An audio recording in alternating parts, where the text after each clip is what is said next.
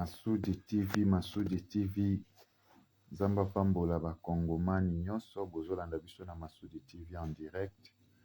Que Dieu vous bénisse. Donc ndenge boyebi chaque dimanche toyaka na prédication. Vraiment que Dieu vous bénisse. Topesi ba Congolais nyonso mbote sika bozali na ba Europe, na États-Unis, na Amérique, partout sika bozali. Nzamba lola pambola bino. Vraiment dimanche lamo ebele bakendaki ba église, musupe bake église te. On a ba raison personnelle. Alors na ba bakendaki église, na ba bakendaki église te. To sengi nzamba pambola bino. Mais bolanda biso bopesa biso ka matoyi. Po biso tozaka na besoin bopesa biso matoyi na bino pona koyoka liloba na Nzambe oyo yeli biso na pokwa ya lelo. En tout cas Nzambe apambola ba Congolais nyonso sika bazali. Bokota vraiment ebele pona kolanda enseignement ya lelo. Alors sans plus tarder, tokozwa enseignement na biso ya lelo esika ezali tokotanga yango. Enseignement na biso tokotanga yango eza na mukanda ya Éphésiens chapitre 6 verset 1 à 3.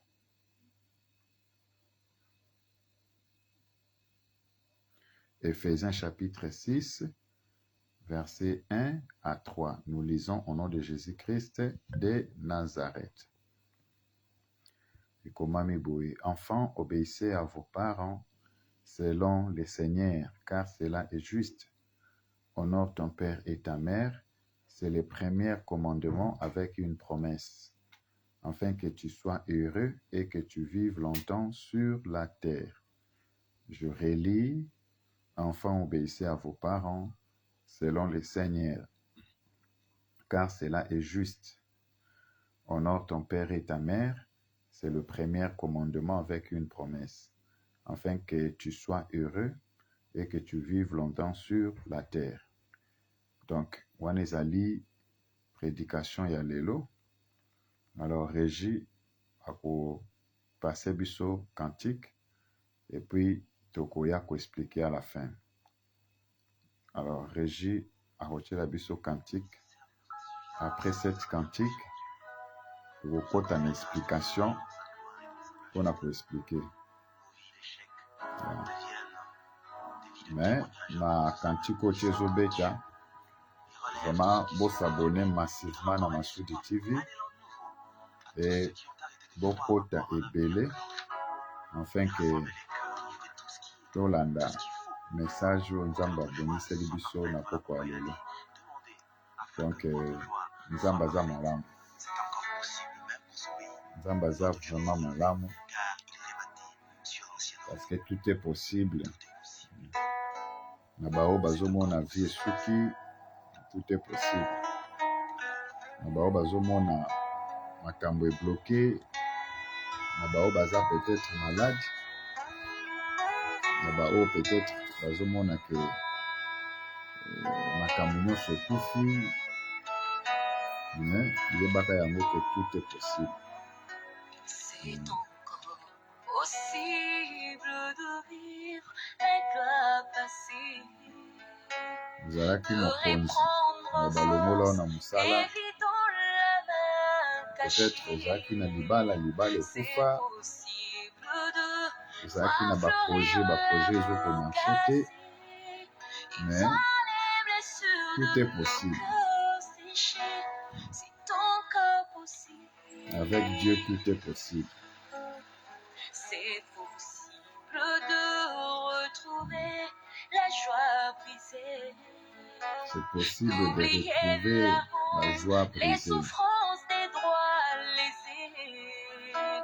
Vivre le plaisir d'un bonheur tant recherché et jouir des Bande kwa merveilles Goma, tupesi bino mbote. rêvées.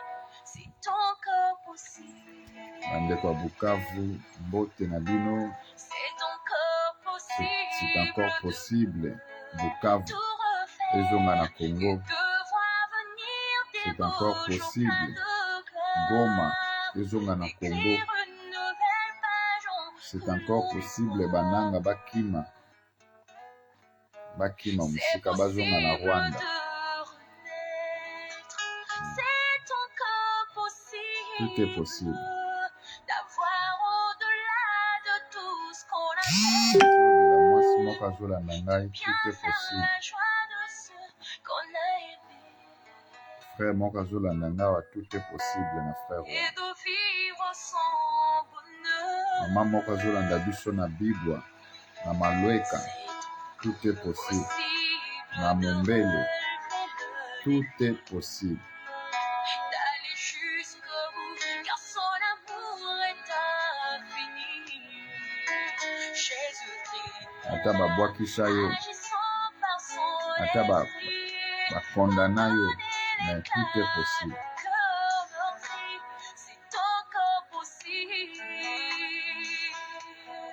Dieu est avec C'est nous. encore possible de Si Dieu est avec nous, qui sera contre nous? et de voir venir des beaux jours pleins de gloire, d'écrire une nouvelle page en couleur d'espoir. Tout est possible à celui qui croit. C'est possible de renaître, c'est encore possible d'avoir au-delà de tout ce qu'on a perdu, de bien faire la joie de ceux qu'on a aimés et de vivre sans bonheur.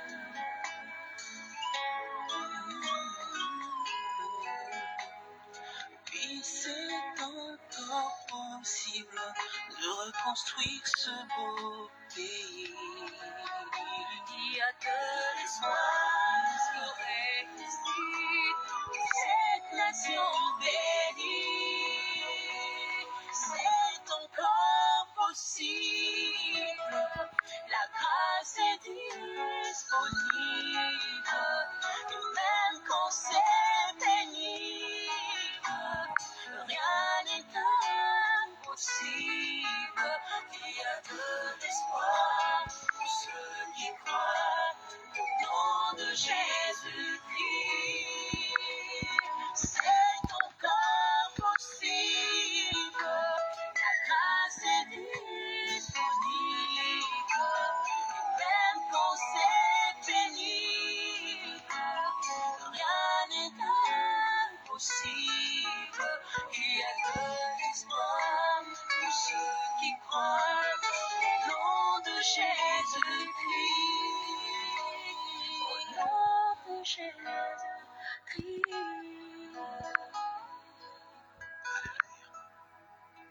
Il est capable de tout. Rien n'est impossible à Dieu. Rien n'est impossible à Dieu. Rien n'est impossible à Dieu. Alors, toyoki kantique wana, mais toza na mwa problème moko technique. Baabone na biso bazomata me bamosusu baza kozwa mwa difficulté ya kokota en ligne. Eza mwa problème moko technique, c'est-à-dire line eza un peu moins kilo. Mais je pense que ça doit se régler bientôt là. Ok. Donc, Toko Bandela, notre prédication de ce dimanche, Éphésiens chapitre 6, versets 1 à 3, nous lisons au nom de Jésus-Christ de Nazareth. Enfants, obéissez à vos parents selon le Seigneur, car cela est juste. Honore ton père et ta mère, c'est le premier commandement avec une promesse, afin que tu sois heureux et que tu vives longtemps sur la terre. Donc, makomi oyo mutakomeli bisongo ezali apôtre Paul. Apôtre Paul azalaki nani? Azalaki moko ya apôtre oyo aponamaki pa ya Nzambe, azalaki apôtre oyo moto aponami pa ya Nzambe, c'est-à-dire aponamaki te selon bato ya mokili, mais aponamaki selon mokano ya Nzambe, c'est-à-dire aponamaki na classe te, aponamaki na ba cérémonie ya batu te, aponamaki na ba théologie ya batu te, aponami selon Nzambe. Est-ce que mutu akomaka mosali na Nzambe to abotamaka mosali na Nzambe? Mutu akomaka mosali na Nzambe te. Malheureusement batu bakoma kokoma basali na Nzambe, mutu azokoma apôtre, mutu azokoma prophète, mutu azokoma docteur. Or nzoka nde mutu abotamaka prophète, abotamaka docteur, abotamaka évangéliste, tobotamaka na badon wana oyo akokomisa batu nde ezolongola batu na nzela. Batu bazokende kosimba bisimba bichebechebe po bakoma na bapuissance satanique. Or pa ya Nzambe, Nzambe ye moko nde ainstallaka batu. Alors comme Nzambe na installaki apôtre Paul azwaki mission ya koteya liloba na Nzambe mokili mobimba. Ok, azwaki mission ya koteya liloba na Nzambe mokili mobimba. Alors lokola na Nzambe mokili mobimba, azwaki mission ya koteya liloba na Nzambe mokili mobimba, Nzambe apesaki ye mission alobi kende koteya esika nyonso ba église na nge ezali. Namoni ya tati akoti Nzambe apambola o.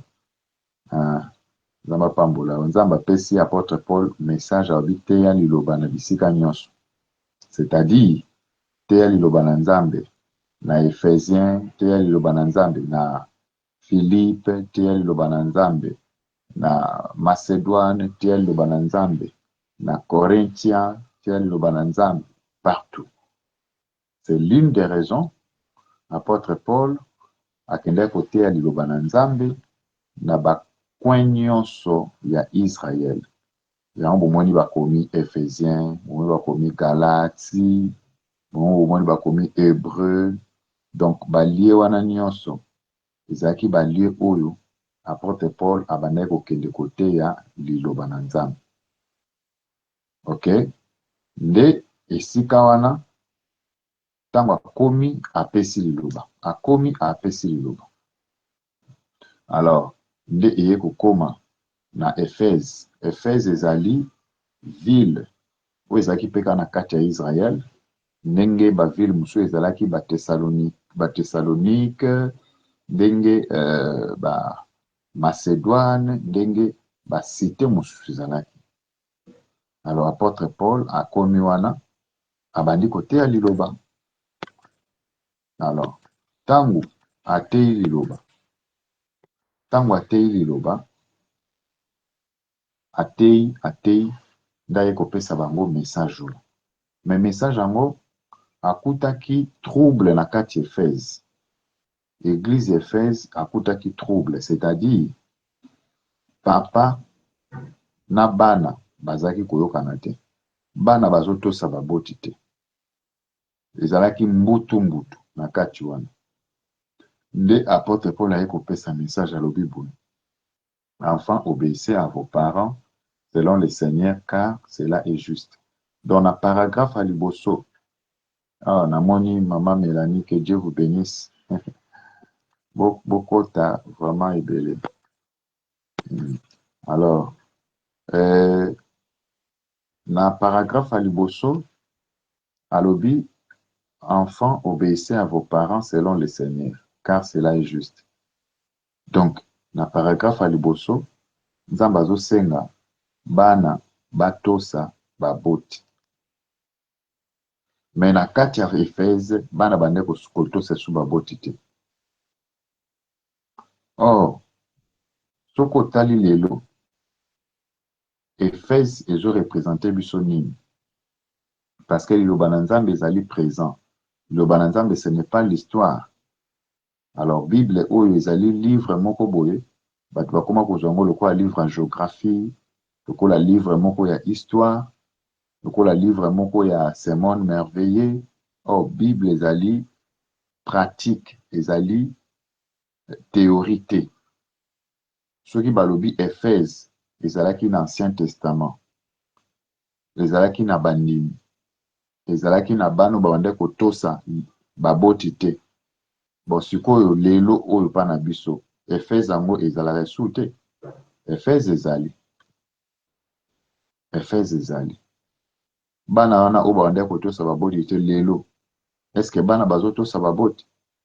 Bana bazotosa su baboti te. Mbutu ezali. Donc cela signifie ce qui était, c'est ce qui s'est fait. Ce qui s'est fait, c'est ce qui se fera. Il n'y a rien de nouveau sous le soleil.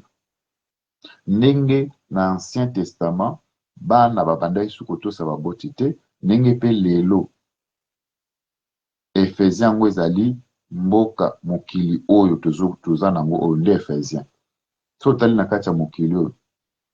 Autrement dit, lelo bato bazokende ba église. Lelo dimanche, tout le monde akendaki église. Ba papa baki église, bana baki église, ba yaya baki église. Mais soko tali okomona bana bazo respecter sous baboti te. Mais bazo kende église. Donc elingi koloba nini? Elingi koloba ke tant que tozo kende ba église, tozali bana, mais tozo respecter baboti te, Nzambe akoyoka losambo na biso te. Yango tozomona lelo bato bazosambela mingi, mais bana ebele makambo nyonso eza kokangama. Parce que botosi ya baboti ezali te. Mwana ozolanda ngai, ndeko ozolanda ngai, yo moko mitala esika ozali. Est-ce que respectera baboti na yo? Est-ce que ti ozokende église ozosambela baboti na yo oza na soumission na bango? Est-ce que ozwaka d'abord baboti no na valeur? Parce que eza na bana mosusu basambelaka meti lelo baza benemi ya baboti na bango. Soki otuni ndenge nini baboti na yo? Te, nga nalingaka baboti na nga te. Mpona nini olingaka bango te? Parce que baza bandoki. Sikoyo baboti no baza bandoki. Mais baboti yo, babombi yo 9 mois, babimisi yo na mokili, balie yo te. Alors yo sikoyo ye, ote baza bandoki. Directement tango lobi baza bandoki. Mais baliaki yo te na libumba, babimisi yo. Bamususu baza kutu ko avorter, baza kokobwaka, mais yo babimisi yo na mokili. Elingi kolakisa signe ya liboso ozali ingrat.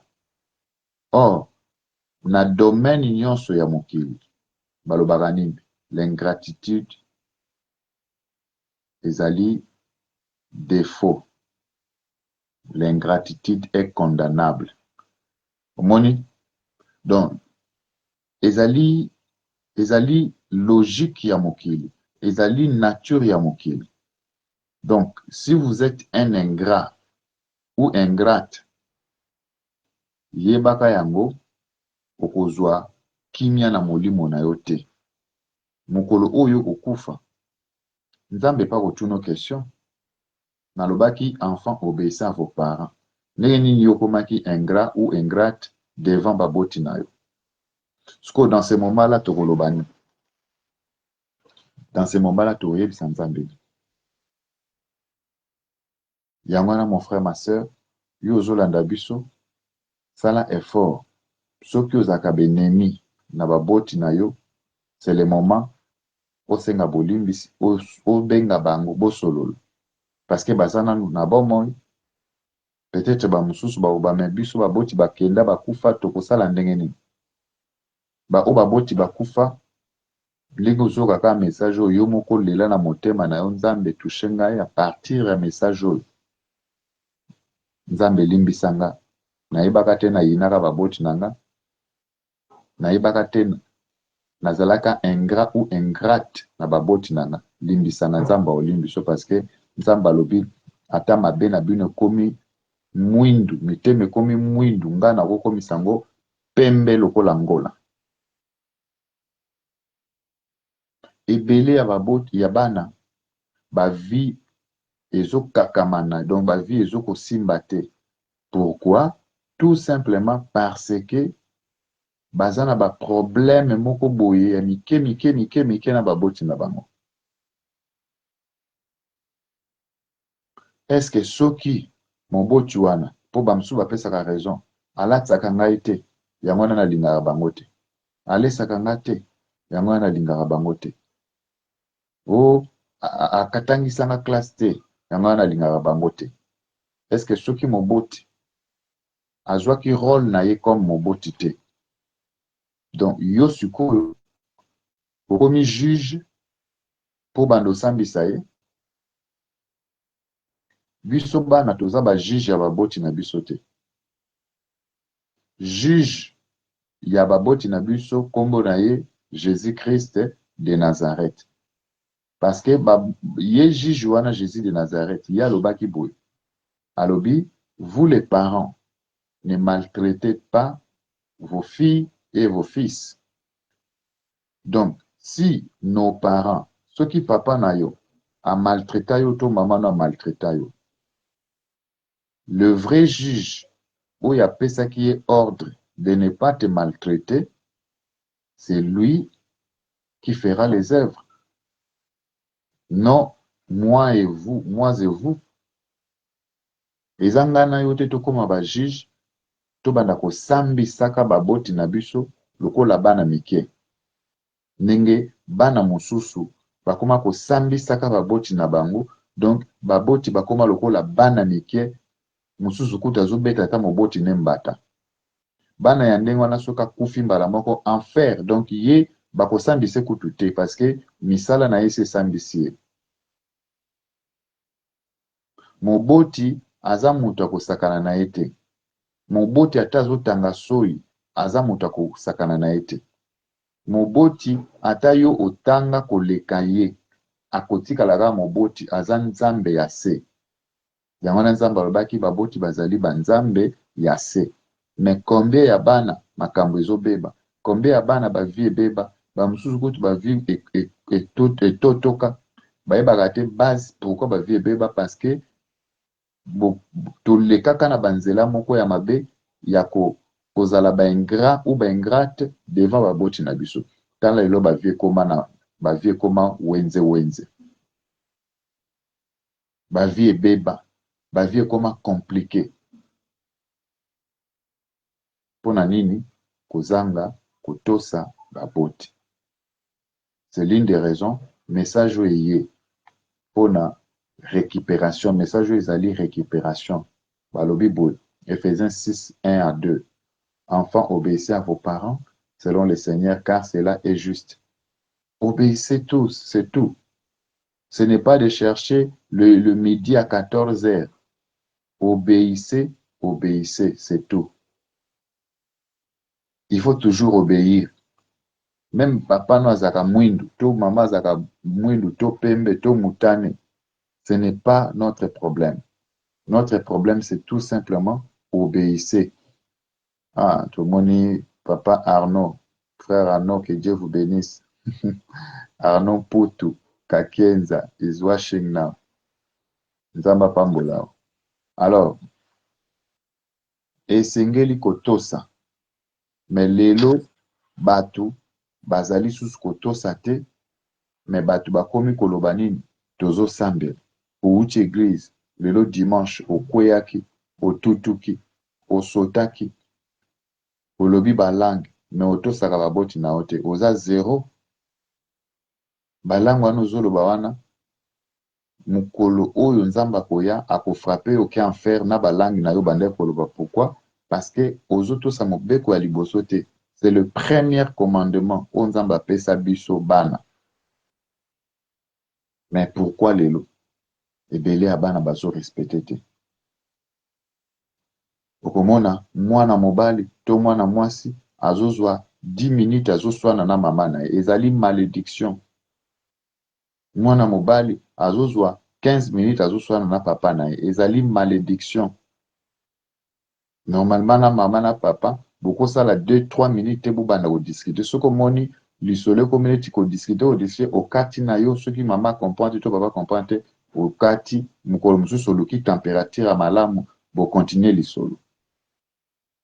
Mais okomona bana mibali to bana basi bazozwa temps ya kodiscute na papa na bango, yo oza makasi papa aboti bino ebele na mama basi bakomi kolemba, yo oza nzoto makasi ozolia bien mais ozozwa énergie ozobimisa mpona kodiscute na papa no na mama no bamama no papa no ya mosusu baza na souffle esusu te ya kodiscute na yo, mais ozozwa énergie na yo wana ozobimisa yango mpona kodiscute na bango kino yo olonga bango na maloba.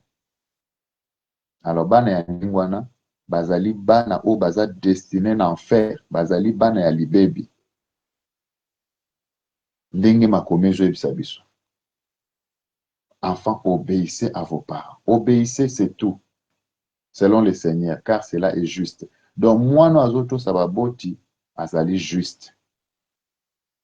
Alors na deuxième paragraphe, honore ton père et ta mère, c'est le premier commandement avec une promesse. Donc il ne faut pas seulement obéir, mais il faut honorer, les honorer. Alors neni toki ko honorer ba papa na biso na mama na biso. Soki mama lobi kobima te, yo bimi o déshonorer ye. Soki mama lobi bima, bima honorer ye. Donc kotosa maloba na bango nde toza ko honorer bango. Mais soki bazopesa toujours exemple, mwana wana akotaka na bilanga bato, moyibi ayibaka, azali ko déshonorer baboti. Mwana oyo aza na réputation ya mabe na quartier, na famille, to partout esika azotambola, azali ko déshonorer baboti. Donc mpo Nzambe asepela na biso, esengeli bisika nyonso biso tozali, bato ba témoigner mpona biso. Biso to témoigner te, mais bato nde baloba. Mama wana, frère wana, sœur wana, garçon wana, azali ya Nzambe, aza na misala ya Nzambe. À partir ya ba comportement wana, baboti na biso bazozala directement honoré. Est-ce que ndeko na nga ozolanda biso honoraka baboti? Soko honoraka te, tant yango ezali. Ozana na bomoi, luka osala yango obanda ko honorer. Pe ayekoloba na 3, afin que tu sois heureux et que tu vives longtemps sur la terre. Moni. Donc, po mwana, bana ba to umela na mokili oyo, clé ya ko umela yango, clé ya ko umela eza ko kendola la veillete. Pour le komi, tout le monde nake nabatela molimo na nga po Nzambe batela nga, non. Yango moni ba jeune lelo tozo kufa lokwa ba soso. Botala ba jeune de bakomo kufa lelo bato bazo kufa esusu basuki ya pembe te. Pona nini? Parce que to kwisa clé, to bungisa clé. Lelo à travers votre instrument, votre simple serviteur de Dieu, le prophète Fabien Massoudi, toye koyebisa bino ke clé pona ko umela na mokili oyo, po mwana umela na mokili oyo, esengeli atosa baboti na ye. Clé yango toye kopesa yo. Mais botala lelo, ba mort subite partout. Na Congo ba mort subite. Ok, na France ba mort subite. Pe bomona ka ba jeune de bazokufa. Otu na kufi nini ote tension akufi. Mais ozaki na litige ya baboti na yo. Ote akufi pona ni ote akimaki ka mbangu pa kwe. O mususu kana mutu kasaki kotambusa boye. Allez, ake agangi kaka bwake. Ba jeune tozokufa lokola bangungi na zamba. Pona nini? Ba accident inattendu. Les accidents subitement.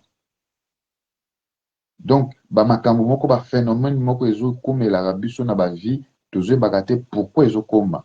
Parce que total d'abord banzela o totambola kiwana. C'était comment? Tozo clé to boaka. Donc ce qui bomoni lelo to ya kufa e mata e komi na niveau moko élevé. Tout simplement parce que bana batosaka su baboti te. Mais lelo bakendaki ba église. Ba mususu ba choriste bazoyemba. Mais impolitesse, insolent ou insolente na niveau 00. Siko nzambe akosela biso ndenge nini. Yango wana dimanche à lelo message oyo nzambe ayaki kopesa à travers votre simple serviteur ezalaki na Éphésiens chapitre 1, plutôt Éphésiens chapitre 6 verset 1 à 3. Alobaki boalobi, enfants, obéissez à vos parents selon le Seigneur, car cela est juste. Honore ton père et ta mère, c'est le premier commandement avec une promesse, afin que tu sois heureux et que tu vives longtemps sur la terre. Le premier commandement. Premier commandement, ils allaient que ça la jeûne était à 4 jours, 21 jours. Mais osa impoli, non. Premier commandement, ils allaient matana ngomba te. Premier commandement, ils allaient kuganga Jésus 7 fois te. Jésus, Jésus, ce n'est pas ça le premier commandement. Le premier commandement, c'est d'abord obéir. Verbe obéir. J'obéirai, tu obéirais, il obéirait, nous obéirons. C'est ça, la première verbe. Oui, bongi biso to conjugaka chaque jour, chaque heure, chaque minute. Yango moni, sotali batakala bande kokoma ba 600 ans, 700 ans, 100 ans, 200 ans, 800 ans. Mais lelo, mutakomi kaka 40 ans akufi, 30 ans akufi, 26 ans akufi, 16 ans akufi. Po to ya impolitesse ekomi ko dominer. Alors, clé yango, zwa message oyo, panzango bisika nyonso, na ba oyo bazangi clé oyo, panza yango, bazwa clé oyo. Parce que, lelo tobungisi clé. Matu Samuel ayembela biso alobi, ekuke la ngana mokili, eza se koluka fungola. Fungola ngo wape. Fungola, la vraie fungola, c'est la parole de Dieu au bozoyoka. Des clés, tozongela, kotosa baboti. C'est la clé. Hein? Clé ou eleki ba clé nyonso yangwana. Kotosa baboti na biso. Soki tokomi kotosa bango, tozongi na clé oyo nzamba lobaki na Bible. Tokoumela. Okomona osala okomi na 70 ans ozakaka jeune. Boyebi pourquoi batu mususu kutukaka mitema mabe. Okomona mwana ya 40 ans akomi lokola tata ya 75 ans. Comment ça? Yo ozana no jeune. Elongezo kutukaka likamuni mutema mabe, impolitesse. Parce que mabe oto salaka ebimaka pe na elongi, ya paretaka pe na elongi. C'est quoi ça? Bandeko. Eza likamuni.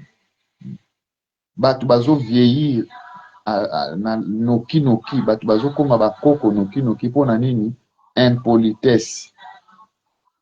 Botosa baboti ezalite. Mais botala ba papa na biso akala. Ba papa na biso ya kala baumela makasi na ba mama na biso. Pona nini? Mitema malamu. Respect zalaki. Mais lelo, il n'y a pas de respect. Et alors, nzamba osela biso ndenge. Alors, toluka respect. Il y a baboti na biso, c'est ça la parole de Dieu.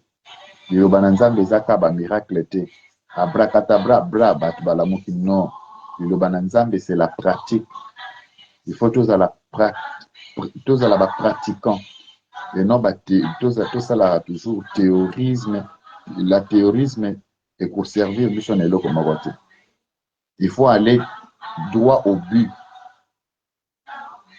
Alors, vraiment, message Yahweh, zaki nango pona dimanche à lelo, yangwana, makambo eza tellement bela koloba meto suki wana, bo partager message massivement, bo s'abonner massivement na Masudi TV, que Dieu vous bénisse, année oyo ezala année ya gloire pona mutu nyonso, année oyo omona makambo batu bamona te, oyoka makambo bato bayoka te, osala makambo bato basala te na baoyo bakotosa clé oyo topesi bino.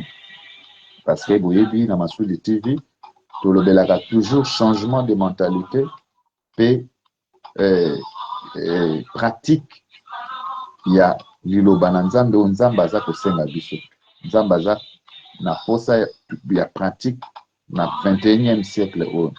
Dieu n'a pas besoin ya ba théoriste bato bazaka kosala ba récitation na liloba na Nzambe. La parole de Dieu ce n'est plus la récitation, mais nous devrons vraiment le pratiquer, le mettre en pratique, parce que Nzambe na biso akosepela na biso soki toza ko pratiquer liloba na ye pe toza kochango na misala. Vraiment Nzambe apambola moko na moko. Bon dimanche et live na biso tokosala ngo dimanche prochain. Nzambe abatela bino nyonso. Alors bopanza message d'ici à que Dieu vous bénisse. Peut-être Nzambe a restauré vie à moko na moko alandi live oyo, a restauré Afrique, a restauré Europe, a restauré Amérique, a restauré Océanie, donc a restauré tout le monde. Bato bazolanda biso na bambeto hôpital, botelema, bobika, lève-toi et marche. Et Nzambe azala na bato nyonso bao nyonso balanda biso en live. Vraiment la bénédiction elanda bino bisika nyonso. Que Dieu vous bénisse. Bon dimanche à tous. Bye.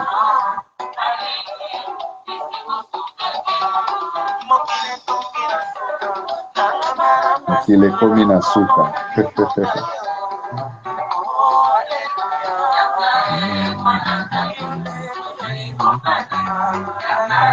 Yesu Kristo.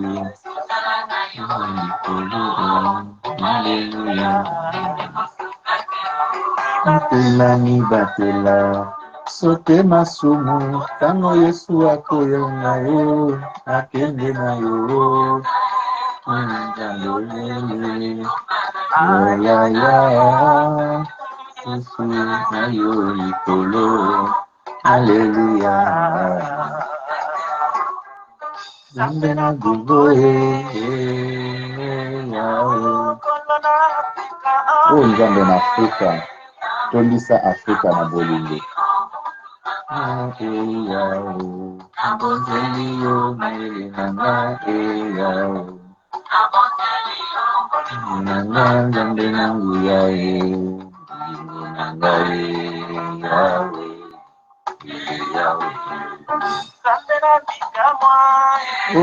Nzambe na bikamwa atonda bolingo. Okokisa bolingo Nzambe na nini? Oh, Dieu est merveilleux. Nabonzeliyo maele nanga eyao nabonzeliyo bolingo nanga Nzambe nangu yae bolingo nanga yawe yawe.